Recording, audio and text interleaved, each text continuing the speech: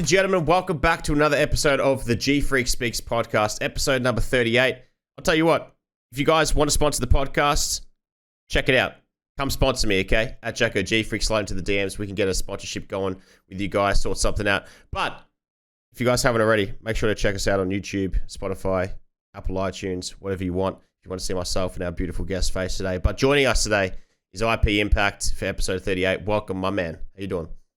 I'm doing well, mate. Yourself? I'm going good, man. I'm good, man. I'm good. I'm tired. A little bit tired and cold. It's pretty frosty in Melbourne, man. Whereabouts are you based?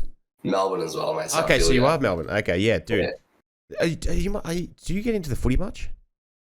Not really. I mean, probably haven't been since I was a kid, to be fair. Okay. Mate, last night, heartbreak for Carlton fans. I'm a Carlton boy. I happened to be at the pub, so I did see it. You did see it. I saw a lot of people going through the heartbreaks. I know what you mean. Man, were you watching that last quarter just out of curiosity about what happened? I wasn't paying attention, but I saw what happened in regards to people's reactions after it happened. I was like, oh yeah, okay, so some people were disappointed. Dude, I was so triggered, man. 15 seconds to go and this guy just kicks a fucking goal mid of the goals. I just a wobbler, a straight wobbler just goes through for Melbourne off the deck, so we've got to beat Collingwood next week, otherwise we don't make the finals, and I'm just going to be absolutely devastated. So it's been a long time since we played finals, since Chris Judd era. I don't know if you know who Chris Judd is and whatnot. I know who Chris Judd is, yeah. Everyone has to know Chris Judd. If you guys don't know Chris Judd in the comments, put your name in the comment section and I will absolutely flame you, okay? Flame you. The other day I was actually watching his highlights and I was just like, fuck, man. It just gave me a bit of that nostalgic feel of when I went to go see him when he played for Carlton. And the crowd would just erupt. You thought that he would get a tackle. He just went near the ball and everyone cheered. It was the most insane thing ever. imagine having that much momentum behind you, bro. Well, it's funny that you say that because there's only coming from a person that doesn't follow AFL quite closely. In fact, not closely at all. The few names that I know, majority of Brendan Favola, Chris Judd. So that's two Carlton players, and then the other two I would know is James Hird and Matthew Lloyd. Yep. So those are the main names that I know from AFL. So I mean, with Chris Judd along those names, he's been pretty significant. Oh, absolutely. He was absolutely insane, man. I miss him, but anyway, we've got to move on from that, dude. Where did it all begin for you with gaming, man? When did you first get into it? When did you start the hustle? Okay, so the hustle started right at the start of the COVID point, but that was with YouTube first. I never even got into streaming until quite a few months after I'd already dabbled in YouTube and TikTok and whatnot. Started to develop a little bit of a following and gain confidence as well to be in front of camera and approach stream in a different perspective rather than streaming off the rip and doing it the other way around. Yep. But that, pretty much at the start of the COVID era, and started with YouTube, transitioned into it. That was pretty much right at the start of Warzone. So when Warzone first came out, season 1 of the original Modern Warfare Warzone, that's when I started the content creation side of things. But in regards to the gaming, I mean, you can take it really far back. My first online multiplayer was Gears of War. Okay. So Xbox 360 days, Gears of War, COD 4, into Modern Warfare 2, and then it was just majority Call of Duty from that point on until it became the jump packs and stuff, and it kind of turned me away from the game, the advanced warfares and onwards. And I strayed towards a little bit of Battlefield, a little bit of Rainbow Six Siege, and was dabbling in those games whilst I was living in Europe. And then when Modern Warfare came out, it was just, again, back on Call of Duty and been riding the wave since. It also every guest that I have on this podcast, it all started with COD 4.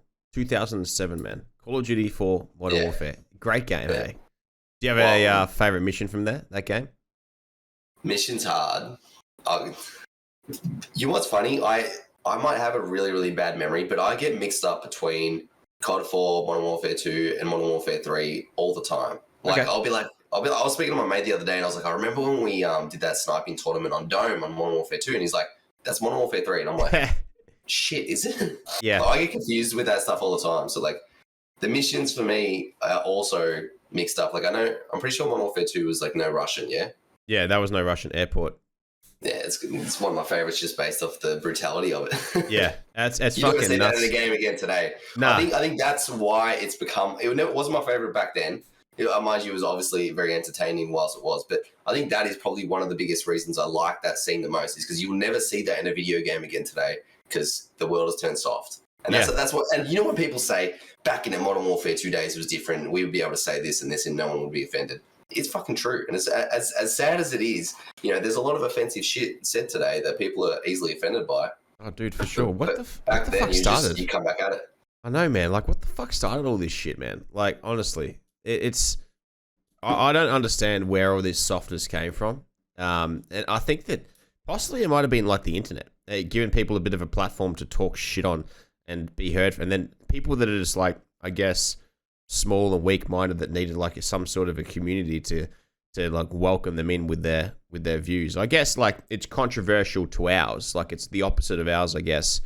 Going by how you're like saying it, but it's just like I just don't get it. Like, why? I think there's no real repercussion. You're saying it from behind a keyboard, or sometimes not even with your face or your name in it. So people can create a new account under whatever name, say what they like, however controversial they like, or complain about whatever they like, and all of a sudden they get no like repercussion. Imagine saying it to my face. It's completely different.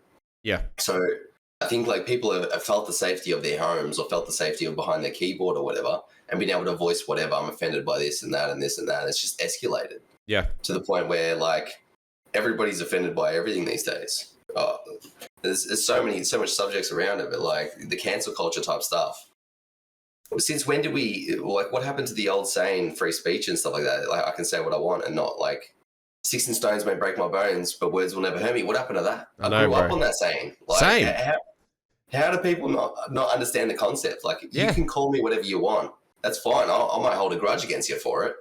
But, like, I'm not going to take offense to the point, I need to cancel this person. This person needs to be stopped or taken down and should not have an opinion online and not be allowed to voice his comments. No. Well, that's ridiculous.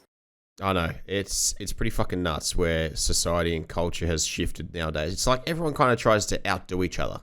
Everyone tries to outdo each other with all this shit, with who's offended by what and, what gender you are and what pronoun you are to outdo another person. And it's just like everyone tries to be their own individual so much that they get caught up in it. And it's just like, you are who you are. Enjoy yourself. You came from some, wonderful parents, and just fucking pipe down, man. Like, I don't give a fuck. I don't give a fuck what you are. Don't tell me what to fucking eat. I don't care. I'm gonna eat meat. I'll put fucking dead dinosaur in my car. I'll fucking, have it. I'll go back to my brick house. You know what I mean? Like, holy shit, man. I just don't get it. I don't get it. No, 100% agree. The gender and pronoun one's a funny one because it's a difficult road to go down, because today they'll come after you. The LBGD community in particular, they're the best keyboard warriors in the industry. I'll get you. So, but like I was just, I don't have any problem with you doing what you want to do with whatever, like, you want to be unpronounced or whatever your term is. I don't know, like unbinary or some shit like that. That's fine, but I'll just come back with, okay, well, how about this scenario? Yeah, I'll identify. This is going to sound really controversial to some people and might sound racist to a point of view, but this is just to make a point. I identify as black now, yeah? The N-word is a very racist word. Yep. If I start using the N-word and I identify as black and you call me a racist, are you a bigot or am I the racist? Which one is it? Yeah. You know what I mean? It's the exact same thing with identifying as whatever you want to be. I like, people ask me in stream, what are your pronouns? I tell them I identify as a Saiyan. My pronouns are Super and Prince, and if you don't call me Prince Saiyan, then I'm going to be offended. Like, I joke around about it, but that's the extent. I can take it to an anime if I really want. I could paint myself as a Super Saiyan. Absolutely. Where do you draw the line? If you go against what I say, or if I decide to identify as a woman right now and you don't refer to me as a woman, then you're a bigot, like, or a racist, or whatever it might be. Like, it's crazy to think to me. Oh, for sure. I actually said this to my sister the other day. I was like, are you playing mixed netball next season? She said, oh, yeah, I think so. And I said, okay, well, why don't you play like, because I played one game with her because they needed a fill. They didn't have numbers. Anyway, I said, why don't you play like just girls netball and play that? And she's like, oh, it's pretty rough there and stuff. I'm like, that's okay. I'm like, I'll come play with you too. But I'll identify as a woman. for that. But no one can say anything. Like, you know, if they say something, well, that's completely offensive, you know? And it doesn't, you don't have to be trans. I could be a male with an absolute, I could be a male with a schlong, but I could play female netball. And they can't say anything about it. Well, they shouldn't. You don't have to change one thing about your appearance. You don't have to change your voice, the way you act, the way you talk, nothing. Exactly. You just identify as it now. Yeah. So why do we have a split in sports? And this is also another thing about like the wage gap and whatnot, and why do females get paid less in sports? And you know, there's so many easy ways to argue against it. We've heard it a million times before about like how much revenue female sports brings in compared to male sports. But the reality is, and this is the harsh reality that nobody really wants to face, if we had a gender neutral sport across every sport, there would be no females in sport, other than maybe like ballet, you know, gymnastics, some sort of, gymnastics, swimming, possibly netball. No, not swimming. Definitely not swimming. Not when you got Phelps out there fucking smacking down 27 medals. Anything that involves athleticism, I'm sorry, no matter how offensive this is, it's just fact. There would be no females in sport. Imagine tennis, for example. Imagine basketball. What female in a WNBA is going to be able to compete in the NBA? Soccer. The Matildas lost to an under 14s or under 15s male team. That wouldn't, you see 5 or 4 players from Liverpool or something, I can't remember the video, played against like 70 or 80 little kids. Yeah, as a video, it was funny, but they were just dribbling around all these little kids. How can the best female team in the world, the Matildas, lose to a bunch of under 15s or whatever? Don't quote me on it. It was something around that age. But like, no, I know what you're talking about. I think it was under 17 or 16 squad, Australian squad. I think, yeah.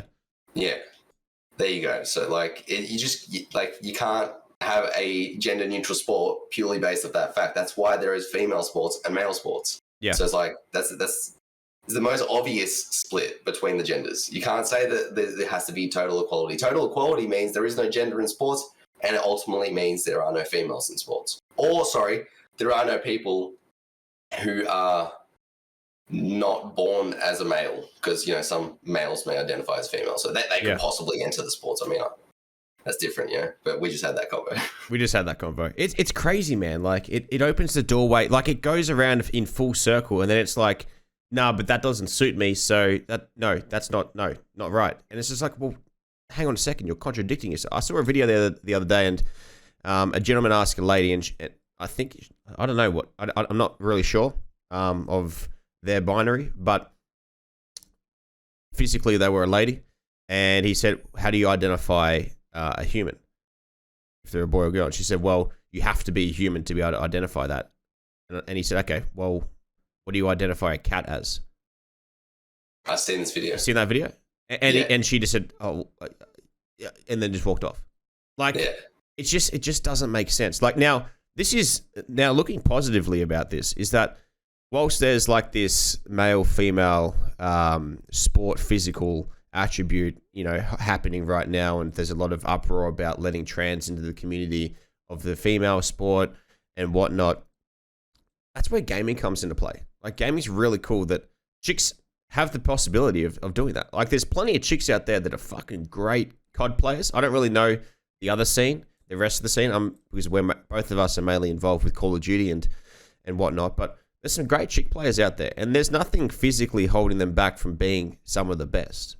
So it comes down to if people actually accept them and kind of hitting that nail on the head of if people can stop saying get back in the kitchen and shit like that, but more just like allowing them to come play or whatever. But even then, like, I still haven't seen like an all girls, not purely because they just have to be all girls to form one specific team in a specific esport like Call of Duty or Halo or Counter-Strike. I have seen a Counter-Strike team, but it's just like, you know, best for the game, best in the position, best for the job, you know. It comes down to that. No disadvantage. Absolutely no disadvantage no matter what, whether you're male or female.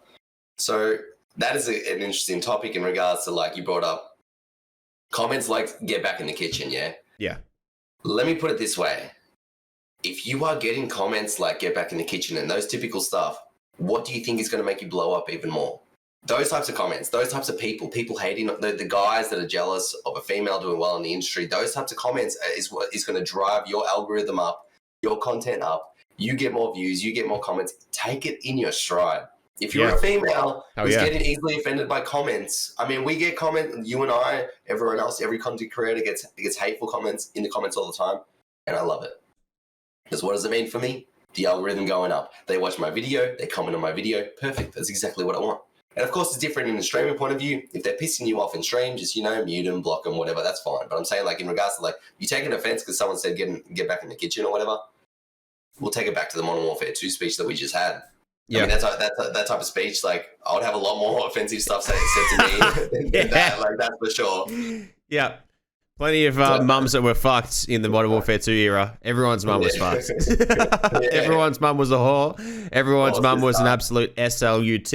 Everything, man. Yeah. They just went fucking hammer and tea. But yeah, it takes you back to your point of that if you're doing something so well and someone has to hate on you, well, you're heading in the right direction. So having that thick skin, sticks and stones may break my bones, but words will never hurt me. You've got to have that mentality about you. Otherwise, you're going to get yourself, I always say it, you're going to get yourself in a rut. You're going to feel sorry for yourself. You're going to say, I've got to see a psychologist, blah, blah, blah, and whatnot, from these small, minute things. Whilst, small, minute things can turn into, like, full bullying and stuff, which we've seen with, like, Howazor, like how he gets pizzas and shit delivered to his house. It's ruined his family and whatnot. That's a small instance, but you can see that smaller things, like, really, like, that's kind of like, fuck, I'm heading in the right direction with this.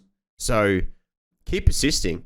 Use those interactions and for your advantage in the algorithms, and you're going to start blowing off a little bit. Not blowing off. Jesus Christ, man. I don't know what you were doing, man. I know what I'm doing, bro. With the, sorry, that, like, you said something that I completely wanted to respond to. I'm just trying to remember what it was.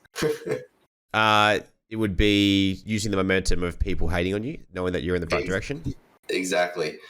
It was like a typical thing where you see an overweight person, how they use that into their advantage to the point where someone will call them fat and they'll joke around about it. So then that person who's trying to offend them can't really use that point to, like, hate on them or bully them anymore. Yeah. So, like, that could be the exact same take that the kitchen thing could be. Like, you could actually use that to your advantage and make funny content, make good content around that, taking the piss out of it. And then all of a sudden, anytime someone next time someone says get back in the kitchen or whatever it is, you take it in your stride, you make something funny around it, and they can't do much further on it. So it's also something you could take, like, in your stride, work it to your advantage. That's what a lot of people do when they got bullied, to not get bullied.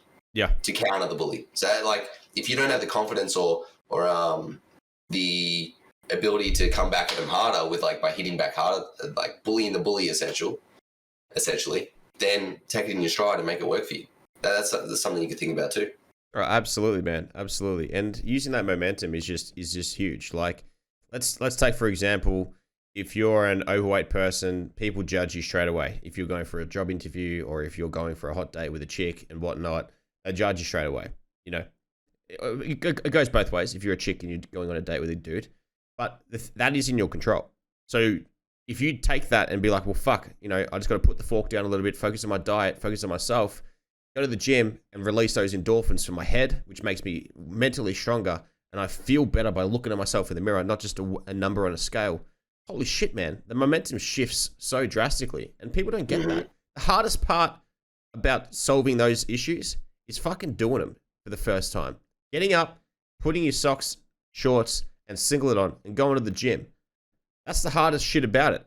The workout, once you lift one weight, start doing it a little bit, you might be like, oh, I fucking hate this. But you're not going to hate it when you get home and whatnot. I was boxing with this real big fella, right?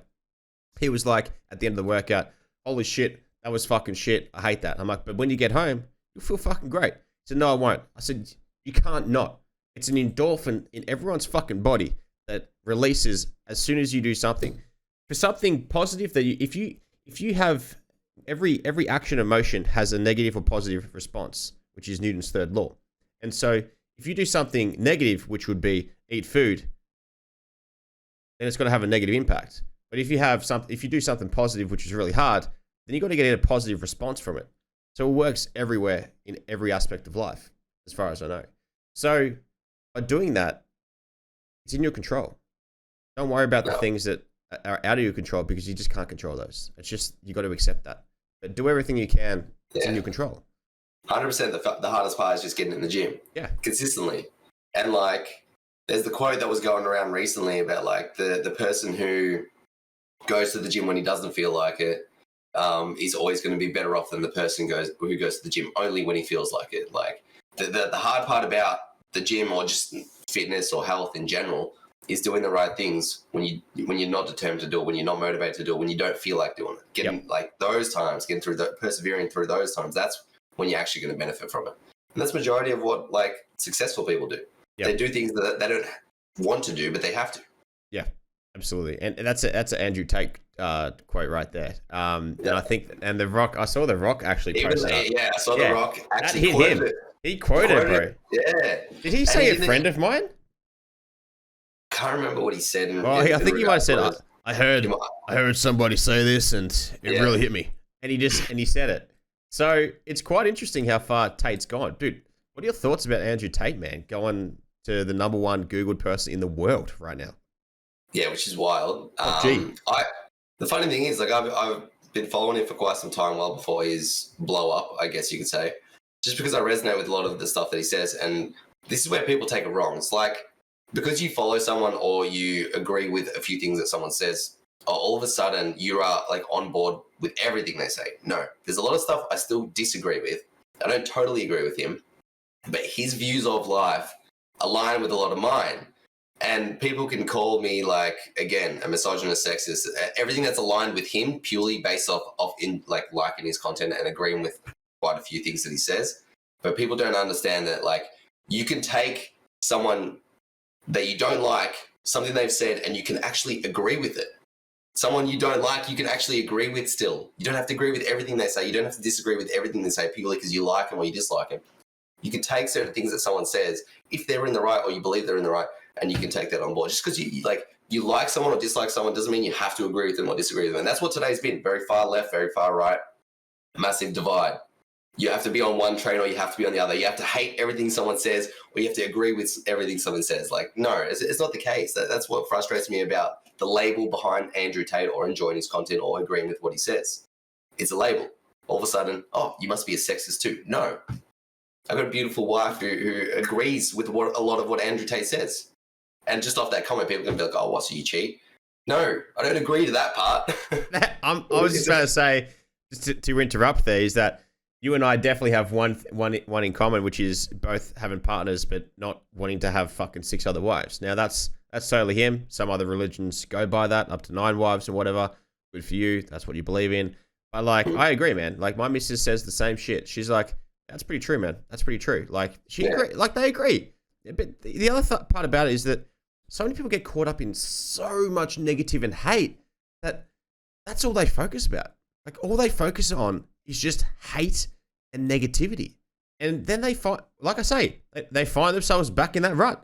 They're back at the bottom of the pack. They're getting fucking chewed up by this depression. The walls are closing in and all that type of stuff. And it's fucking crazy.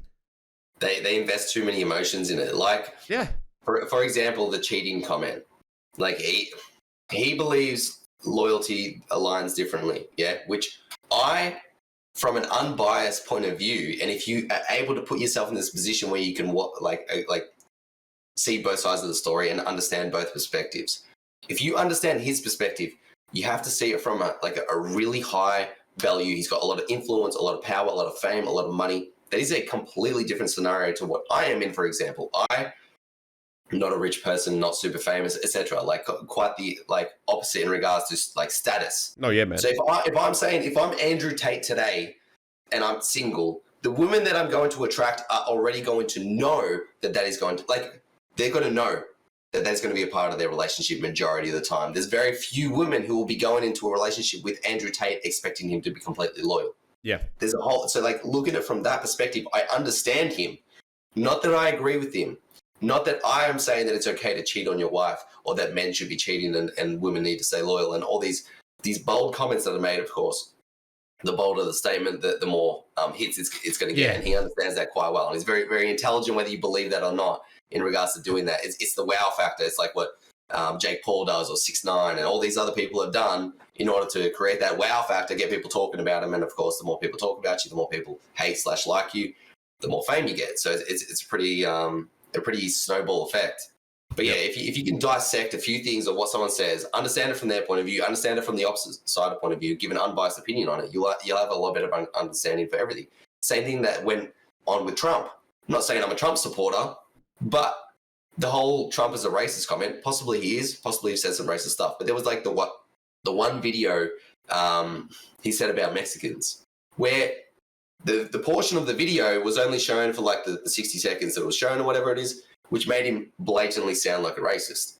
But the video that wasn't completely aired for the 5-minute speech that he was talking about was completely related, more related to the cartel and to the drugs and that whole side of things. So it was like not directed at whole, like Mexicans all as a whole. So it was a lot less racist than what it perceived to be out of the 30 seconds or 60 seconds that was shown. So it's like that type of stuff. If you can see and open up your eyes to both sides, you might have a different point of view of, oh shit, maybe he's not what one person said or what one person's view said. Like, you got to open up your eyes and agree with, like try to be from an unbiased point of view, not like very one-sided or very the other sided. That's what it is. Well, signs of an intelligent human is being able to argue both sides of the argument. If you can, like, let's say that we've spoken a little bit about Trump. Let's move on to like Tesla, for example. Like, I get it. People want to go more green. Okay, so they get this wonderful electric car that has a big fucking iPad screen, 20-inch screen, and you just charge it up in half an hour and you're good to go and whatnot. The down factor is that, like, you've got to replace the battery every 20 years. And the battery, to my understanding, can't be reused. So then it goes into landfill. And then it adds to the issue of climate change. Plus, it also adds to the issue of digging up all the lithium to fucking create a battery. And then also to power the things, you're still using coal, and a small percentage is only fueled of the car. A small percentage of the car is charged by renewable energy, such as wind, water, and all the other things that we have. So that and solar. So that's the issue that I have. Like, if a solar panel took fuck all to actually build, which it actually uses fossil fuels to build it, well, I'd say, yeah, that's great. Let's get them. But by the time you get a $30,000 or $100,000 worth of solar panels, you're dead by the time it's paid off in your house. Because by the time you have a house to be able to afford that additional thing on top, you're like, holy shit, man. Like, this thing's going to be costing me until I'm dead, and I'm not even going to pay it off. So it's only good for someone else that's a new home buyer to come in, jump in and buy it. I get it though. There's no emissions with the car when they drive, but to get it to that point to drive, there's a lot of emissions. Now, the other point is that you've got let's say a 4-cylinder to an 8-cylinder car. You've got those. They take a little bit of stuff to make, but at the same time, you're using fossil fuels. You've got the emissions coming out, but the car's going to be good for 40 plus, 50, 60, 70. Look at a Toyota Corolla back in the 70s or 80s. They're still driving around. They're still fucking driving around, bro. That's like the Nokia. Yeah. It's still driving around. And it doesn't really put out too many emissions because it's a small engine. Take it, my V8 car that I have downstairs, the emissions are quite large. I get it. I totally get it. But if you've got an electric car, which I guess I've seen a video here, but also I've done my own research, but sometimes in the future, they may be able to say, well, fuck, you can only drive on Tuesdays and Thursdays. We're going to turn your fucking car off. And if you want to go for a protest, okay, too fucking bad. You're not going to that protest because we're going to turn your car off as well. You're going to have to fucking walk. And we're going to be in such a lazy society that fuck walking, bro. Everyone's going to be fat as fuck. No one's going to be fuck walking, bro. So it's just going to be like, it's crazy, man. What are your thoughts about Tesla cars and just what I said, man? On that last point, if there's something that we've learned from the past 2-3 years, is that the government can lock you up without question at any point that they want to.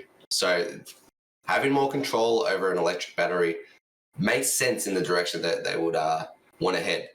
I'm not trying to sound like a conspiracy theorist here and say that's the only reason, that there's no green side to it or whatever. Like you said, there are a lot of downsides to going green with Tesla or an electric car. So Do you truly believe that the company that is making billions of dollars has its best interest in saving the world, not just making more money? I mean, I could sound like a conspiracy theorist here, but wow, a major billion-dollar company wants to make more money off you. Maybe they're not trying to purely just help you or benefit you, or maybe their best interests aren't aligned with what they truly seem to be. I mean, there could be something else. Could be. I don't know. Maybe.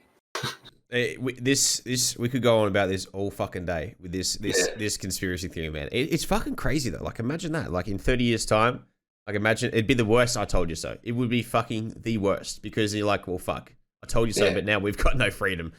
But no one 5 years ago would have said that we wouldn't be able to go out past 8 p.m. I know that we'd have to like, what? I think people have forgot about the lockdowns that we've just had. If you really look at it, what happened to us, and people say it was for your safety and stuff like that. Again, the vax, the COVID, that's a massive argument within itself, and there's a lot of people who are very one-sided and the other sided, whatever. But if you look at what actually happened in a lockdown, and you truly believe that the best idea for our safety was a lockdown, then you are completely blind. You are not listening to your own eyes and ears. That's all I'm saying. It's crazy how much it erupted. Like, we got it down to like 12 cases or 10 or 5, and then it just re-erupted again. It was fucking nuts. I understand. We were like 90% vaxxed as well. Yeah, I know. Like, okay, interesting. Look, personally, I understand the lockdown. I get it. But I also see the other point of view as well. I totally get that as well. So, like, it was fucking nuts that you couldn't go out after 8. And you couldn't go out unless you were seeing a significant other.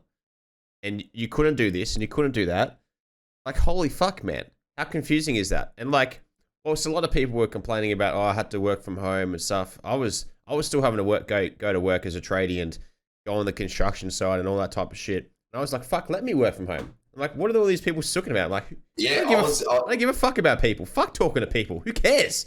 Great. I was working on site as well at that point, and everyone's at home, like, taking days off and working from home, waking up at what time they want. I'm like, man, that sounds bloody brilliant.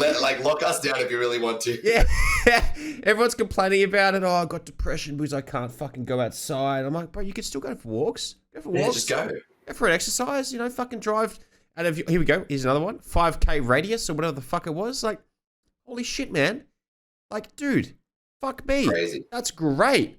Like, dude, working from home would have been the best thing ever. We're still, like, pushing for it at the office and whatnot. But, like, even then, like, it's great. You know, you have a day to rejuvenate, get your head back in the game. You're probably more productive. Personally, I know from when I've worked now in my new job from home compared to in the office, mate, I get a fuck ton more done. Because I'm not walking around the office, stretching my back, just going for coffees with people that just go for coffees and not even having one, you know?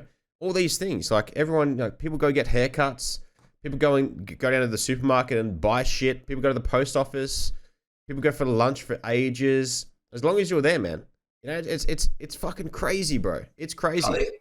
It's definitely dependent on the person. Like, I can imagine someone who has a bunch of kids running around, doesn't have their own little office at home, and has a lot of distractions at home, might find it a lot more difficult to get work done. Or might just be the type of personality where they're complacent. Like, if you're a complacent person where you're easily distracted by your TikTok and you have no one looking over you to tell you, hey, get back to work type thing, then, you're probably going to get a lot less work done. But if you're someone where you know, all right, I need to get X done, smash that out, or I can get that done within the last 4 hours of my shift or whatever, and you smash it out through whatever you need to get done, then fine. You're the right person for working at home.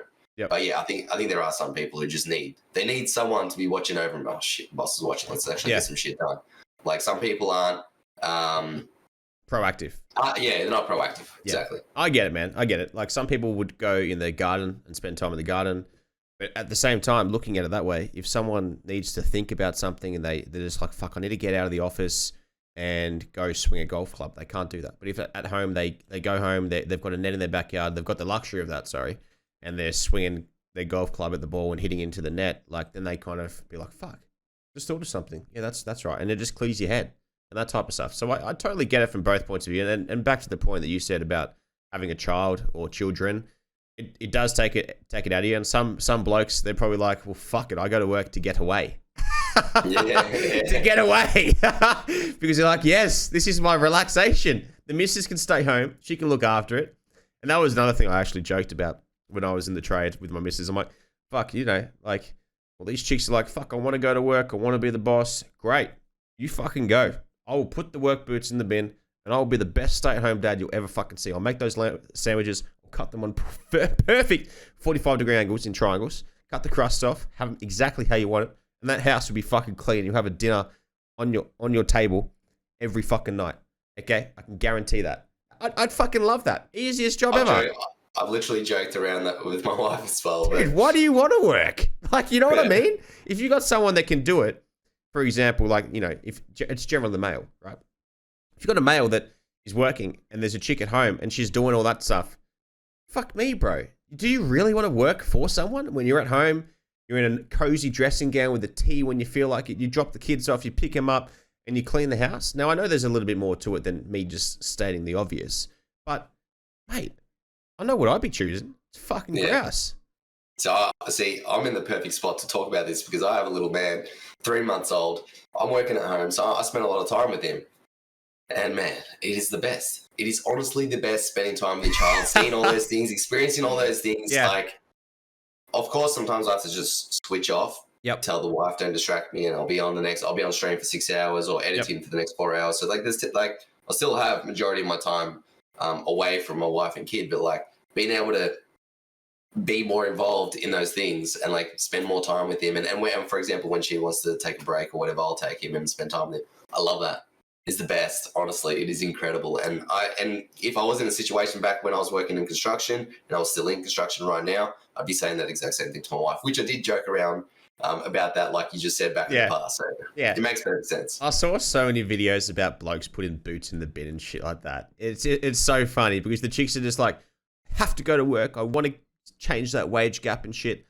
That's the other thing, man. Like, I get it. I get the wage gap, but you can't compare a boilermaker to a fucking kindergarten teacher. It's just a total different risk in job and qualifications. Okay, looking after children, and I'll happily drop off my children to a woman. I'm not dropping off to a fucking man. That's just weird. Okay, there's some jobs that's a perfect example. Yeah, there's some jobs that chicks can do better than others. And boilermakers, they can definitely do that too, but they just don't want to do it. Why? Because it's physical, intense labor, and they just don't want to do that. They'd rather spin a fucking lollipop sign and get $60 an hour. You know what I mean? So I physically brought my wife back. Probably it was 3 or 4 years ago. I was doing tree planting on a work site, finishing off a job. Yeah. But these aren't light trees. These are heavy ass trees with holes that are a meter deep. Oh, palm trees. This is proper, yeah. Palm tree? Was it a palm tree? Ferns and stuff like so. Okay, they're like, the trees are pretty big, yeah. So they're all really heavy. Yeah. Takes 3 men to lift them up. Yeah. The holes are a meter deep. Yeah. So brought my wife on board. I'm like, all right, here we go. Here's the shovel. I got a funny video on it as well. You got the missus on the shovel, mate. Yeah, I got the missus on a shovel. Mind you, my missus is a very petite woman. Yeah. Yeah. No, I've seen her on your Instagram. She's very petite. She's not like feministic person. She just like wanted to help. She's a very, very like giving person. She wants to help. She's a goer. She's a goer. Exactly. Yeah. So I was like, we'll come to my work, experience it, and we'll do it for a day. Yeah. Went for about a half day. And I'm not trying to I'm not saying that she's a perfect example of what females could be. Like I said, she's really petite and small and stuff. So all I can say is it was way less productive. We barely got any trees planted. The time that it took for her to dig a hole compared to the 5 holes that I'd already dug was like that was 1 to 5 pretty much. Even then, like there were points where she just couldn't dig. She couldn't get past. Like soil's not always soft, especially on a website. There's a lot of soil, which is like might be some concrete in there, might be some soil that's been there since the dino ages. Who knows, man? A couple of skulls, fucking organs and shit in there. On a wet day, you reach clay. Game over, mate. Game over. The clay turns into like the heaviest piece of material you'll ever lift. That's 1 shovel of clay is like you're lifting up 5 kilograms of gold. Yeah. It's fucking nuts. Although that would be nice because 5 kilos of gold, you wouldn't be touching a shovel anymore, brother. You'd be having people shoveling your gold for you, okay? Yeah, absolutely. And that being said, like your missus, while she may not have the frame and capability of it, she had the go to do it. And I respect that. But also, your missus might outclass you in things many other things, and that's great, because that's what makes a good team in a marriage or relationship, and the male female type of thing. Let's go back to primal age. Okay, we're hunter gatherers, we're humans. Okay, whereas looking after the land, you look at the Aboriginals, the Wurundjeri people. They'd go in there, they'd fucking burn off a section of the forest, and they'd live in another part. Then they come back to that same part in this big square. They'd live in each corner. And then it'd come back, and by the time that's burnt off in 10 years' time, it's come back, it's rejuvenated, it's beautiful, it's fucking gleaming with life. And that's great. And so the women, they'd come and they would look after, they would be nurses, they're a social worker, they're always caring, nurturing. It's just in your DNA. That's why you see a lot of women in nursing jobs. They're great at caring. They're great at looking after children. Men are not good at looking after children. Men are not good at looking after that. It's just how it is. It's genetically been in us since however the fuck long we've been on this planet. Blokes go out there, see person, see animal and use club and kill animal, bring home for family. That's what we do. Okay, we're these hairy things that just go out there and we go get food, and that's just that's what we're good for. Okay. And so trying to mix and match it, that's great. And there might be like a 1 in 100 chance of or 1 in 50 or 1 in 10 or whatever, that you have someone from the other gender that can do those other things. And it's totally cool.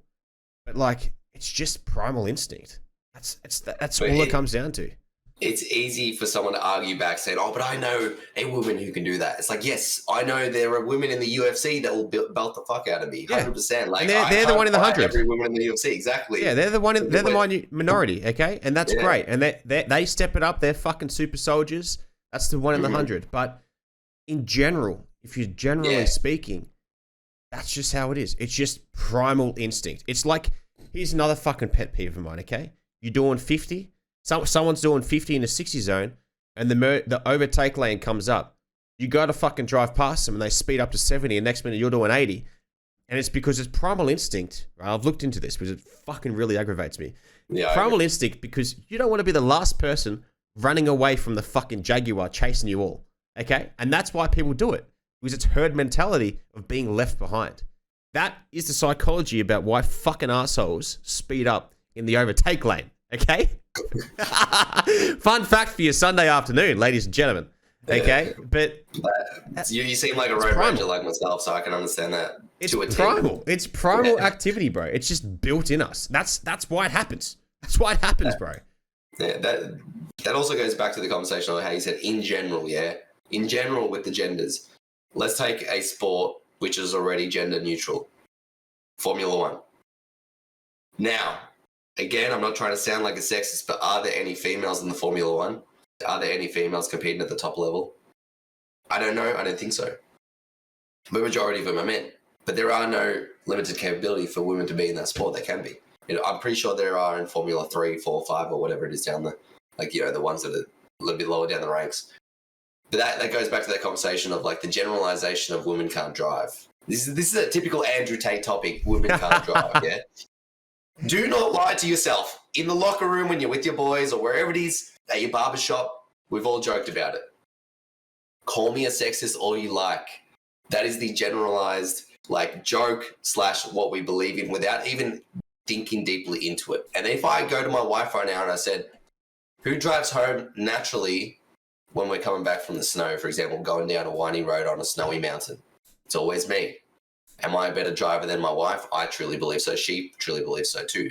Is it just this is a one-on-one, obviously comparison. Could be a million other relationships where it's vice versa. Yep. Don't know. But in general, that is the general statement and the general belief that we have.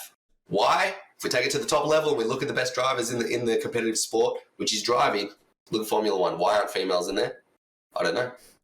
Could be maybe because the males are better drivers. Could be that. And people have also brought up the argument of men cause more crashes. And I love that about statistics and stuff.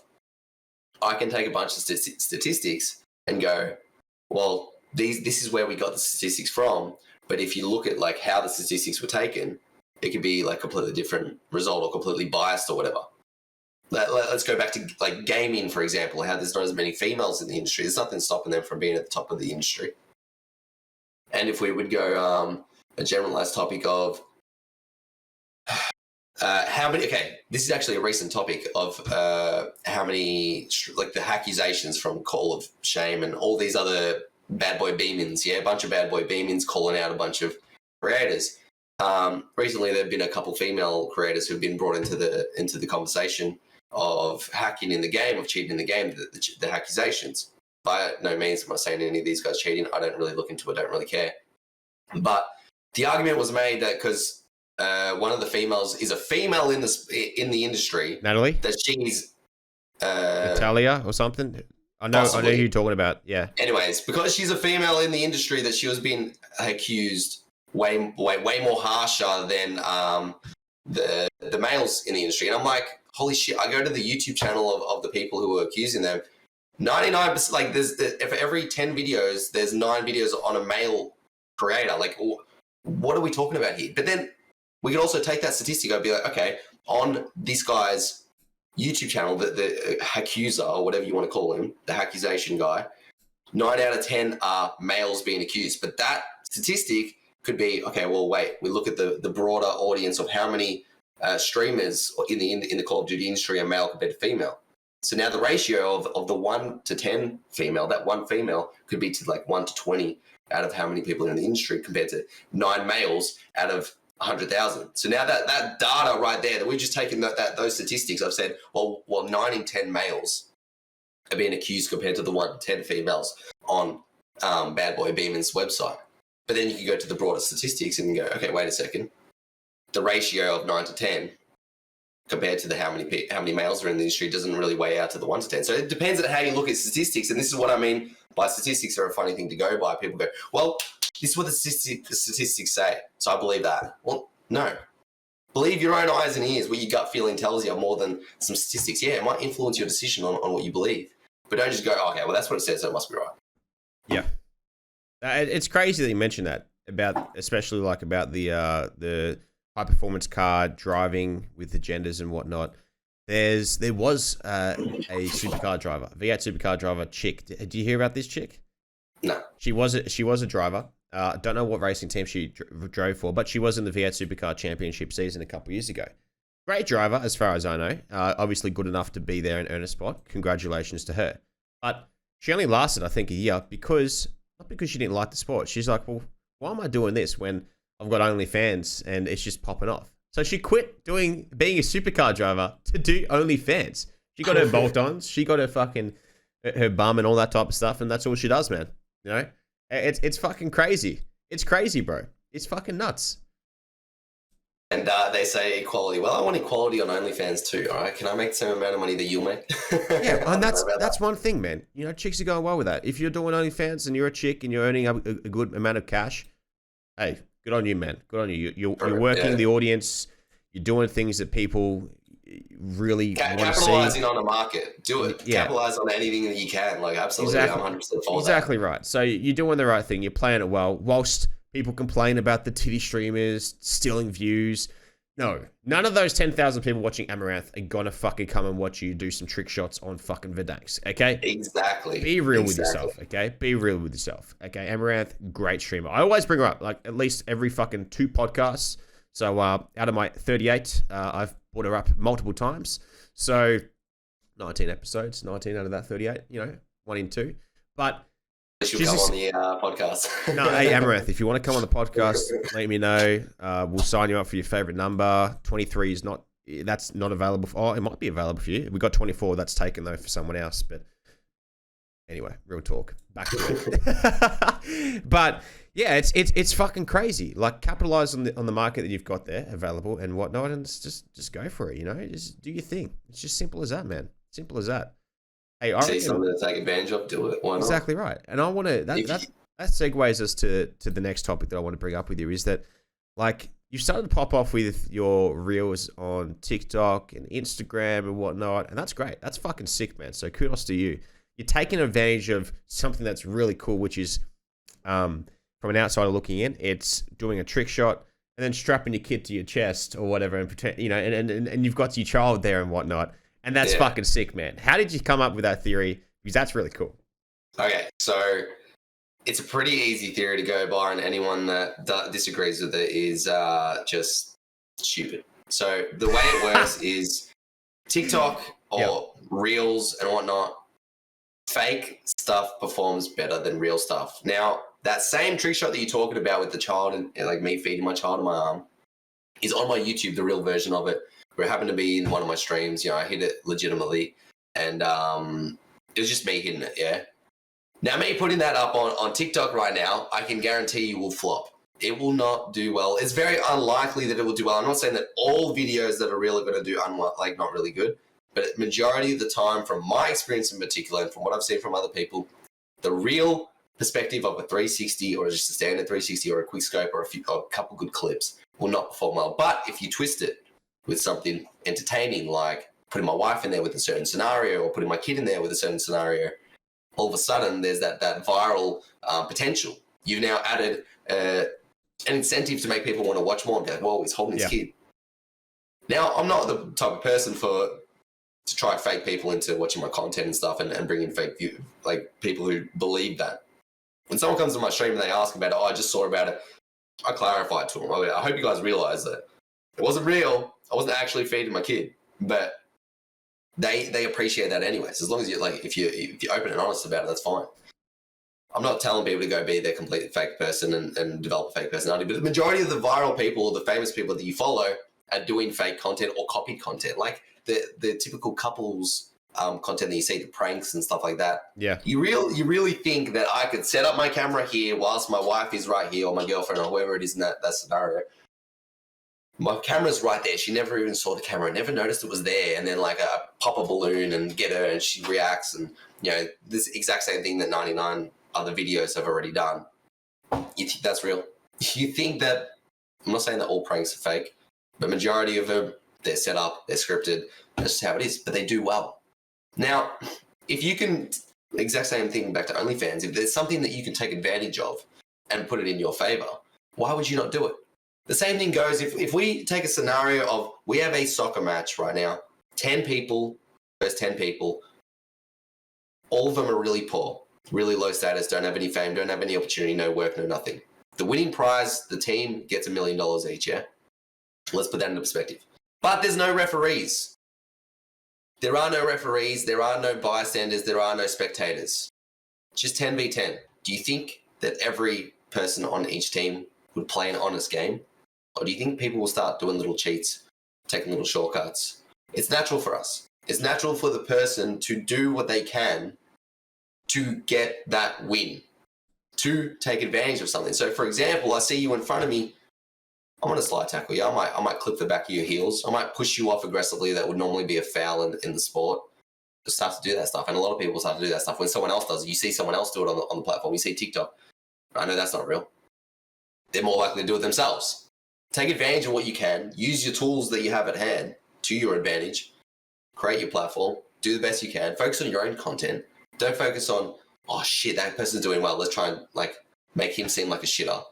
Let's call him a fake. Let's bring him down, just so you can make yourself seem better.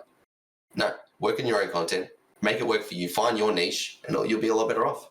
Absolutely. And you really think that people are getting stuck in fucking dishwashers and washing machines all the time, man? They're not getting stuck in there, bro. They're not getting stuck in there. You're not fucking your fucking high school teacher, okay? She ain't giving you detention. She really giving you a detention. You're going to be doing time out for 30 minutes and missing out on your playtime, okay? Pretty much. That shit's fake, okay? Just letting you guys know. So you guys know, okay? Putting it out there. I don't know what he's talking about. But yeah, I really like that. The most viral clip of you and your missus was you guys did some sort of sombrero thing or something. You ended up on a little article and whatnot, which is fucking sick, man. But what's your strategy now, man? And what's some advice to people that you would give to them going forward? Okay, so just based off those types of videos or content in general, use the tools that you have at hand, obviously. So as much as my wife doesn't like the content creation side of things, she doesn't really enjoy, doesn't feel as confident behind the camera type of thing and prefers to, let me do it on my own. But if I'm being truthful with myself, majority of my viral content is with my wife. So the smarter take for me to do would be to use my wife and my kid to my advantage in my content. Absolutely. So if you have a tool at hand that works for you, and you'll be able to find it, the more content you create, you'll be able to find what does work for you and what doesn't work for you. So if you have a particular controller or something that you can add to your content, like for example, might take like this baby controller or whatever it is that you can use to your advantage and start adding it to your content. I've seen a lot of TikTok lives with like a fake webcam for your controller cam. Yeah, like a fake controller cam. There's a lot of big creators doing that now with like, you know, a baby controller, or their feet are on the controller, like a pre-recorded thing. Find what works for you, use it to your advantage, and you'll be a lot better off. And speaking of which, my son just arrived home. You enjoy the podcast, cunt? He just arrived home, just drove himself home in his Mercedes. as a 3-monther. There he is. The Bugatti. Did he escape prison, mate? He's wearing his prison whites. He did, mate.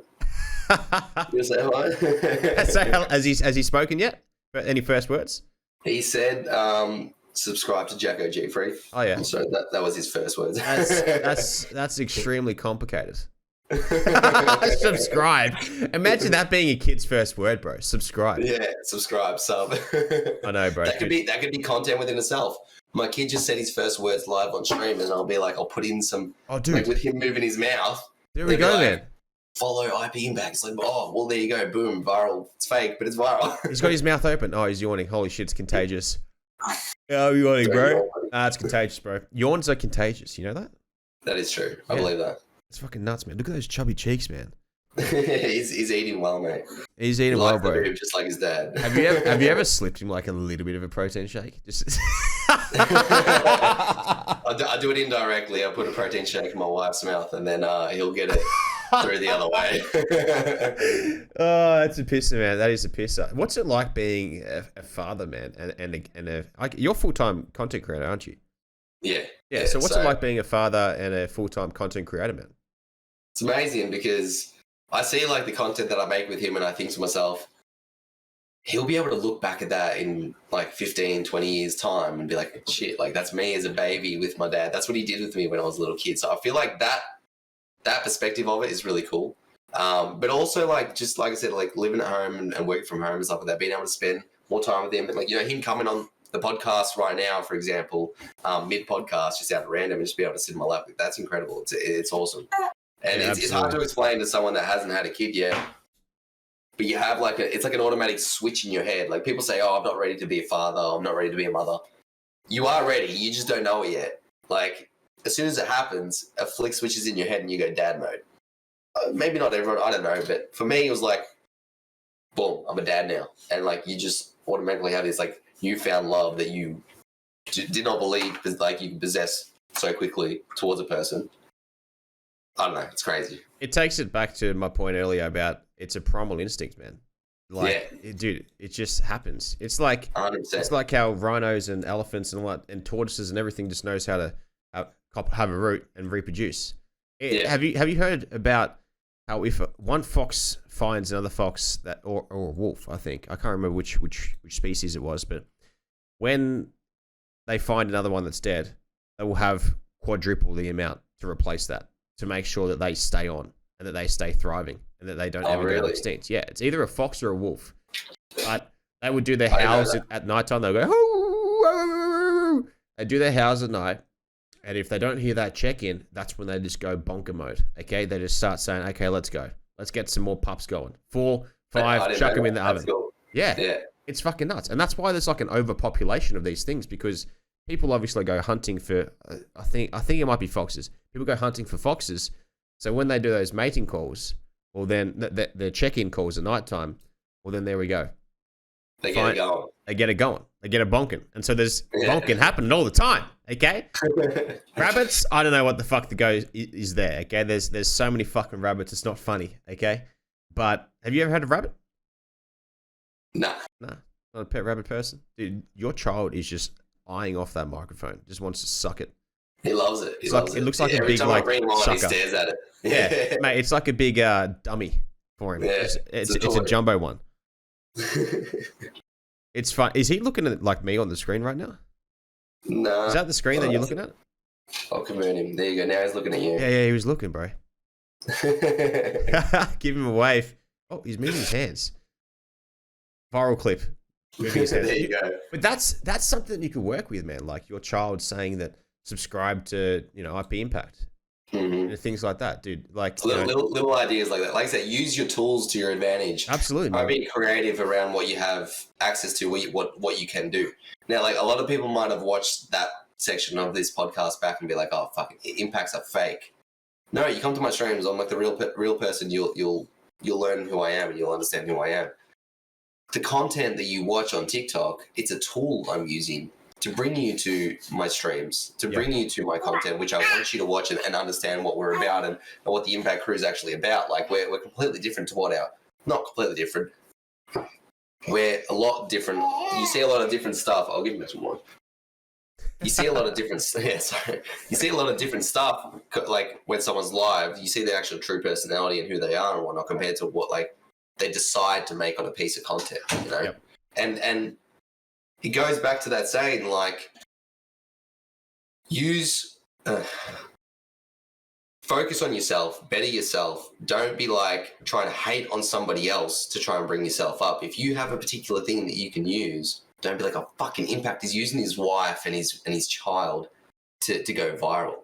Fuck me, use what you can to go viral too. Why are you so focused on me and me taking advantage of what access I have to? And people say, oh, you're using your child for views. No, that's not the case, man.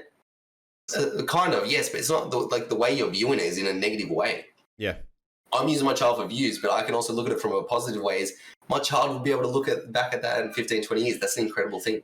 Yeah. I can say that, like, I got photos and videos of my child or in my streaming area with me, working with me and stuff like that. It's like a take your child to work day type thing. Those memories are incredible to me. I'll hold that with me forever. And I'll have those photos with me forever. And luckily with the iPhone that we have, we can have access to all these photos, hopefully within the next 15, 20 years and still have them and not lose them, which is going to be incredible to look back on. So like, there's a lot of positives that you can take out on things rather than looking at the negative side of it. Oh, it's fake content, man. He's faking it to his viewers. It's not about that. It's really not about that. It's using the tools that you have to your advantage and finding what the advantage is. Like, there's so many viral TikToks, and if you look at the majority of the viral TikToks, a lot of them is scripted content, fake content, acting content, whatever it is. The word fake, I think, is frowned upon, and you think like you got too many morals, but yeah, like anyways. Hey bro, it'll be a full circle moment, okay? Because in 20 years' time, he'll have you on his lap whilst he's playing video games, clapping your ass, okay, and making you burp and all that type of shit, man. So it's a full circle moment, bro. And I always say, most podcast episodes, I'm like, to the university person that has found this podcast and is studying it in 10, 20, 30 years' time, how you doing?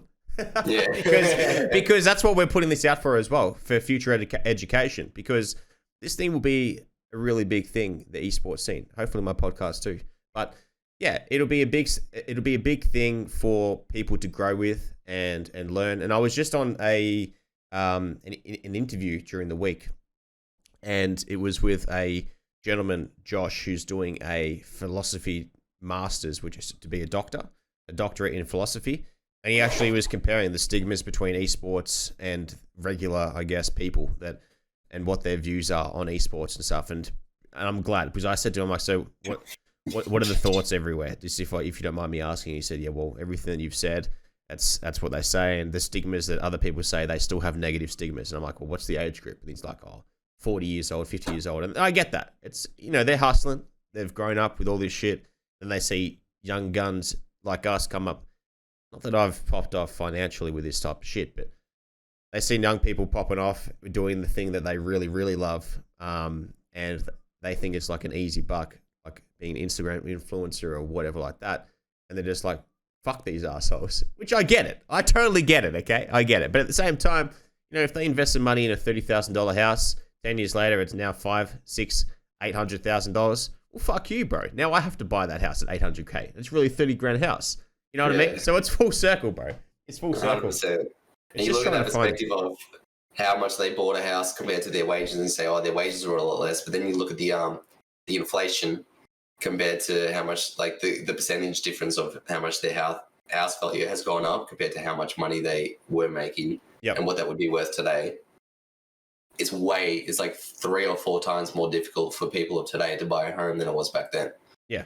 So like it's definitely 100% a lot more difficult to like get ahead in life in regards to like property and stuff like that. Assets in general in today's world. Yeah, 100%. So that definitely, no doubt. Dude, assets are hard to acquire, man. You know, getting a place is fucking hard, and the ability to be able to get it, it's crazy. I don't think actually you're on the mic. That mic in front of you, I don't think you were using that mic. You're using a different mic. You sound like echoey. So right. when you muted your mic just then, I totally heard all that. So I don't know. I think can you hear me now? I can hear you, bro. I think you're talking through your camera mic. You can hear me. Yeah, I can hear you. That's okay. That's okay. It doesn't matter. Has my mic been bad quality this whole time? It's not that bad. Like it's not. It's actually pretty decent. But I'm like, dude, I swear I've been in a call with him before when we've played, and he sounded a little bit better. But that's okay. Wow. So you know how we said about the updates earlier? Yeah. I didn't realize because I'm like, oh well, the mic was on the whole time, so I just thought that's how the mic was. But that's pretty funny. I have no idea how that is working with. Hey, we'll take it though. The mic's not that bad. It's okay. But you really didn't sound too good then. Yeah, no, mate. Like I said, this congestion shit just keeps coming, doesn't stop. And sometimes I get that like tickle in my throat. And I'm like, oh no, here we go. The congestion. Yeah, it's not good. Have you ever done one of those like nose flushes because of the sinus? Have you ever done like that? Squirt the salt water up there and open the mouth, and it just comes out like a big fucking slug. I'm gonna get that today. I'm gonna try it. One thing as well that you should jump onto as well is buttermethols, something like that. Strepsils, that'll help. Just if you're gonna do strepsils though, I'd only do like one every fucking couple of hours because otherwise you'll numb and fuck your tongue. So probably buttermethols. Buttermethols are better. And Olbas, Olbas, they're the best. They're like these eucalyptus things. Or even Fisherman Friends, they're great as well for that stuff. But yeah, definitely gonna get into it. Absolutely, man, absolutely. So. Dude, we've spoken a fair bit of stuff. That's for sure. We've been on live for over an hour now, and whatnot. But look, man, what's the worst DM you've ever gotten? Just in general, worst DM. Just yeah. If there is one, if you had to choose one, or weirdest. Question, man. I don't know if I've had like an extreme DM, which is crazy. That's okay. This is generally like a chick's question, but I figured that because you do this shit full time, you get a lot of comments and questions and shit like that in your DMs and whatnot.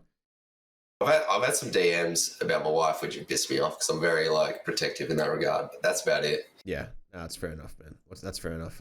But for people that are coming into the space and trying to learn it themselves and trying to get a grasp, what's the most important lesson you've learned in your career so far? Most important lesson, I think it can be being consistent and believing in yourself. Staying confident in your own content, despite what the analytics show, despite how a video performs. As soon as you let like your mental go down in this industry and fuck, that TikTok didn't do good, I spent 5 hours on that, and it like demotivates you for the next video, and then you start making less and less videos. It's going to stunt your growth. But if you were able to like envision, all right, I might have 5, 10, 20 bad videos in a row, but the 21st video might be really good. Yep. And you have that mentality, you're going to be a lot better off. So believe in yourself, stay confident, be persistent. And I think that's probably the biggest point. Absolutely, man. I think that's some great advice as well, because if they think negatively on the short term, then you do get wound up in it all. And it is demotivating. But if you think about the grander picture and the long term type of things, then as long as you've got that skew slightly going up with time and effort and return, then it's good. Like personally, I've wound back one day of streaming because I just can't keep up, and I would rather put that day, as much as I love my community, I'd rather put that extra day into Reels, which would help grow the streams, which would then hopefully maybe one day increase that stream duration, because who knows, I could be doing this full time like yourself and whatnot. But it comes to the point of like, how much income am I getting from it? Like at what point, like for me personally, I'd be probably wanting to earn at least double what I'm getting right now to then can say, well, I can ride the dips and the peaks and the valleys before I make this full time to, for my own financial thing. And that's just my opinion. But at what point for you did you think that, shit, I'm just going to do this full time, take the leap of faith and just go for it, man? Mine more like a massive risk, low reward type thing. Just forced more so because of the COVID vax. I'm unvaxxed and I'm not a total anti-vaxxer, which I can easily be labelled as, again, the conspiracy theorist, the anti-vaxxer, etc. A lot of I took on a lot of hate and a lot of negative shit on board with that. But I was in the construction industry. Like I said, through the majority of COVID, we were working on site and whatnot, and everything was the norm. Until it came to the point where we had to be vaxxed to work in the industry. And this was just another false thing that I didn't believe in, didn't want to do. Stuck by my guns and I said, all right, forget about that. I'm going to do what I think's best and leave that work industry for now. And I didn't think at the time that I was going to go straight into full-time streaming or whatnot, because I had other job opportunities to take on board. But I just thought, you know what, if I don't take that opportunity now, I might never. So I just took the leap of faith and thought, you know what, I'm going to try the full-time thing, see how much growth I can have, see what I can turn this into. And if I see in 6 months' time or a 1 year time that, yeah, there's actually like really good positive signs of the direction we're heading, then that's it. I'm going to go all out and I'm going to continue full-time. And hopefully in 4 or 5 years' time, I'll be able to maintain that and living off a lot better wages. Because still to this day, I've had some success, but I'm still not earning anywhere near what I was in my job. So I've still taken a hit, but I've had a savings behind me, which I can rely on and not have to be too concerned about, okay, well, I might not be able to pay the rent next week. I'm not that stressed in that regard. I might be eating into a little bit of my savings here and there. That's fine.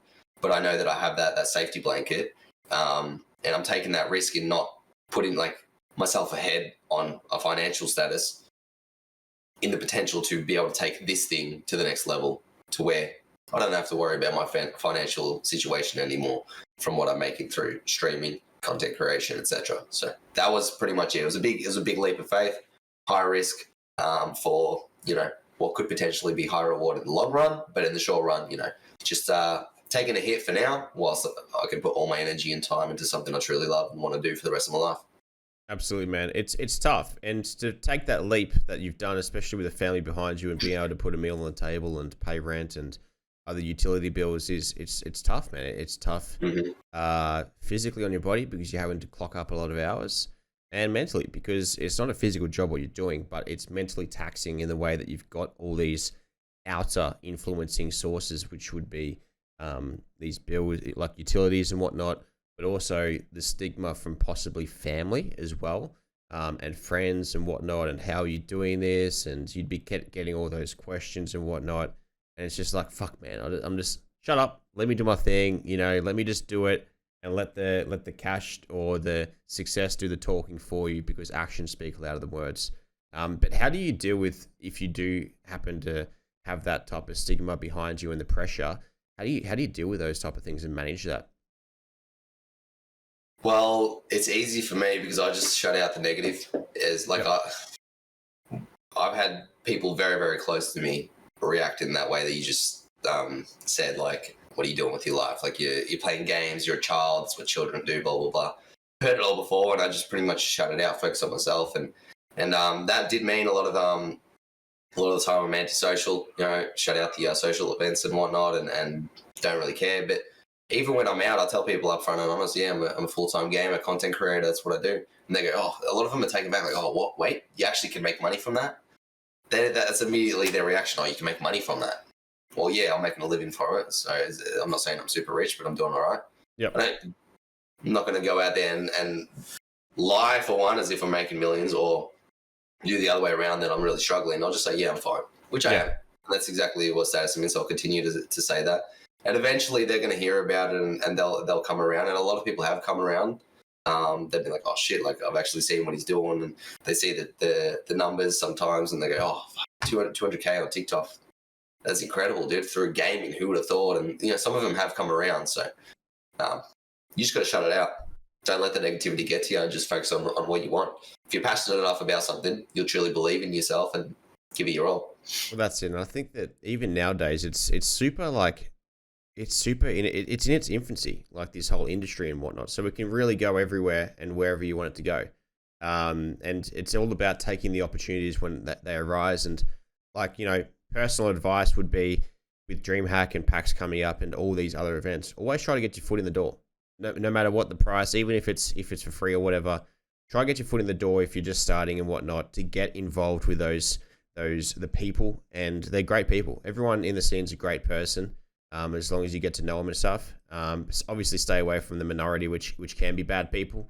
But the difference between the minority and majority is that the minority of negative people sound louder and are perceived greater than the positive people, which is a shame, but it's a great space to be in. And it is fairly safe. I have had conversations with another lady that was on the podcast previously, who's had some restraining orders and all that type of stuff. There are a few weirdos, but they're the minority cases. They're small and they're not as common as everyone would think, but in the grand general scheme of things, it's a safe space. It's a safe space. Fuck for people to share and show their experience in their life and how they're feeling, and to kind of share that experience and their passion and form that community.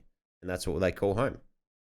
I agree with you massively on that in regards to like networking in this industry, and there's a lot of positive minded people, and of course you got those negative people, but what you'll find is those negative people are surrounded by negative people. You're often a result of the people you surround yourself with.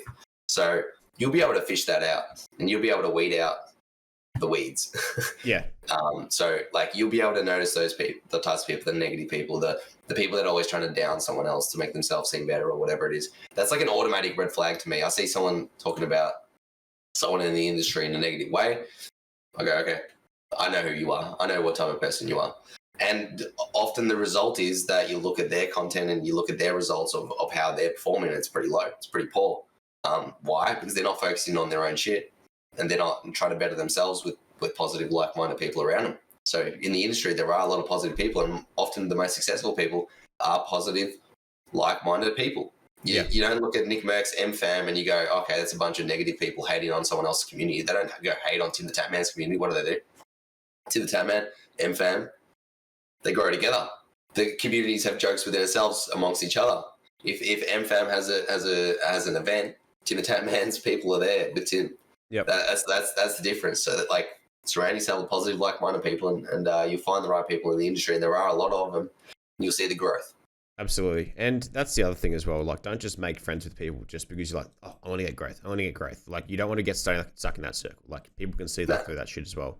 And back to your point, like, some people will have their views about others in the scene, and whilst they may be valid, that's totally fair. But don't be shooting down people because you're not seeing success in your area to make yourself feel better. Like, you're just not going to get anywhere, and you're going to look like an absolute clown in the space, and it's really negative. And it's not what people want to be around. They surround them. Shit hangs with shit, man, and you don't want to be hanging out with that shit group of people and whatnot. Just stay in your lane, do your thing, and success will hopefully come. But it goes back to my earlier points that I always make, is that gaming and streaming may not be your forte. It might be a thing that you love to enjoy and stuff.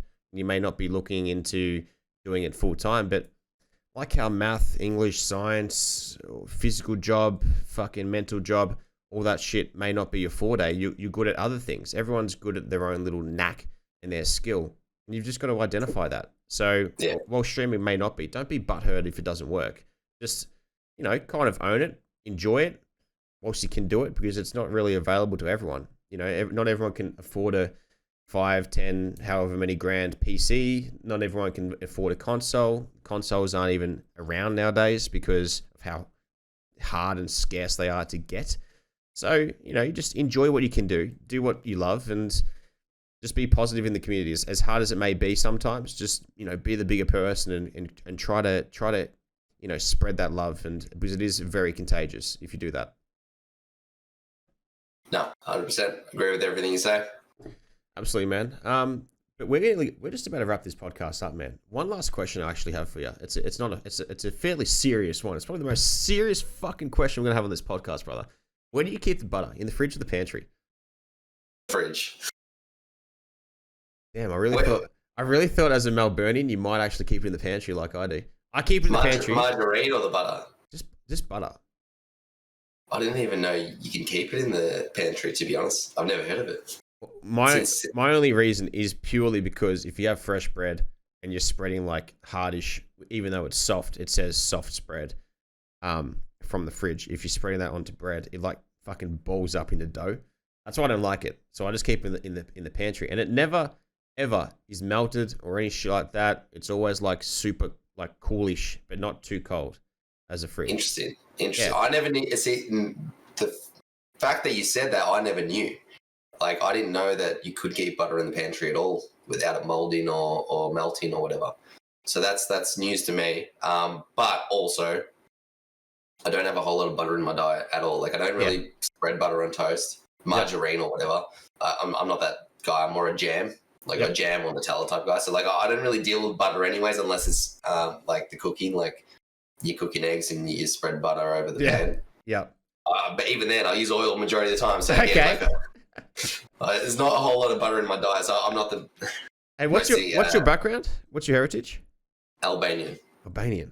Okay, that's like the criminals in all the movies. The criminals in all the fucking movies. Yeah. Hey. Everybody. The best reference is Taken. Everybody knows Taken. Yeah. Where the traffickers, where the drug dealers, where all those guys. And to be fair, a lot of it's true. Like in 90% of marijuana distributed from Europe is from Albania. The 90% of prostitution is run by Albanians. There's a massive, like the criminal world massively is controlled and attributed by the Albanian community. I'm not trying to say we're all criminals and stuff. It's just we've got that stigma around us. I mean, you could come up with some shit, man. You could come up with some fucking crazy content ideas about that. You know, wear some type of stuff that Albanians wear. I don't really know what you guys wear, but like, you know, just do that. Put yourself in handcuffs and dress yourself up in like a jumpsuit and pretend that you're playing with your controller like behind your head or some shit. You know, just things like that, bro. You could do so much shit with that. You do so much shit with that. That's the creative side to it. You got to be creative. Use your tools, like I said. Use the tools to your advantage. Absolutely, you might be an Aboriginal or like anything. Use it to your advantage, whatever you are. You're a Frenchman. Use a breadstick. I know that might be racist to some French people watching the stream, but use it to your advantage. Honestly, like as an Albanian, I could use the criminal side of things to my advantage too, as a joke. The Albanians would understand as a joke. The non-Albanians might learn about it. Or might think that I'm racist, even though I'm an Albanian talking about something Albanian, which is funny. Like I actually, before we end, there was I can't remember the comedians, but they're hilarious. A bunch of Italians, like older Italians, who make Sushi Mango, exactly. And they said that somebody called them like a racist for making Italian videos on Italian as and they are Italian. It's like, where's the racism? Where? Yeah. Tell me. So yeah, that's funny. I don't get it, man. Like, look, I'm technically part Asian. I don't look Asian at all. Okay. But if I made an Asian joke, people would say you're racist, and I said, well, I'm part Asian. Okay, I'd be like, I think I'm about 30% Asian. But I don't look Asian at all. But I can do that joke. But see, this is the thing, man. Like, it's kind of like it's hard to say. Well, then they're like, oh, we'll prove it. I'm like, well, fuck yeah. Let me just bring out all my fucking certificates with all the percentage of what I'm broken down into. Go to ancestry.com, all right? Just for you. let me hang on a second. Let me just shit in this toilet paper and wipe my asshole. And here, take this and take it and study it yourself, okay? There we go. You could have taken it at face value as a joke and the humor behind it, or you could take offense to it like a pussy. That's a. Oh, fuck me, man. It's crazy, but I'll have to get you back on the podcast, man. We'll do it in like another year's time. I still haven't gotten everyone back on the podcast yet. I've gone through a lot of guests. 38 episodes. This is 38. That's awesome. But is there any closing comments or anything like that you'd like to say before we wrap this up? Nah, thank you for having me on board. I appreciate it. I think you're doing something brilliant here. The podcast scene is definitely growing in popularity, and I think you're heading in the right direction. It's been fun to be on here, and I appreciate it, and wish you all the success on the podcast and all the other endeavors. Wow, I can't get the words out of my mouth. But yeah, wish you all the best, bro. Thank you for having me on board. No, I appreciate it, man. And likewise, bro, I wish you all the success. Now we're kind of wanking each other off here, but wish you all the successes too as well, brother. And hopefully you can hit that partnership by the end of the year, man. You're getting fucking close. I see that when I go into my stream to change the stream title. And I'm like, dude, he's popping off. That's good. That's great, man. Trying to. Yeah. Good to see, man. Ladies and gentlemen, all IP.Impact's links will be down below in the description. Make sure to give it a fat thumbs up and titty smack that subscribe button on YouTube if you guys are watching that to see our faces on the YouTube channel, or keep up to date and give us a rating on Spotify, Apple iTunes, or every social podcast can be found with the GFreak Speaks at audioboom.com/GFreak Speaks. That is me done. That is us done. I'll see you guys on the next episode. Until then, remember to be safe, stay well. And as always, boom baby. Peace.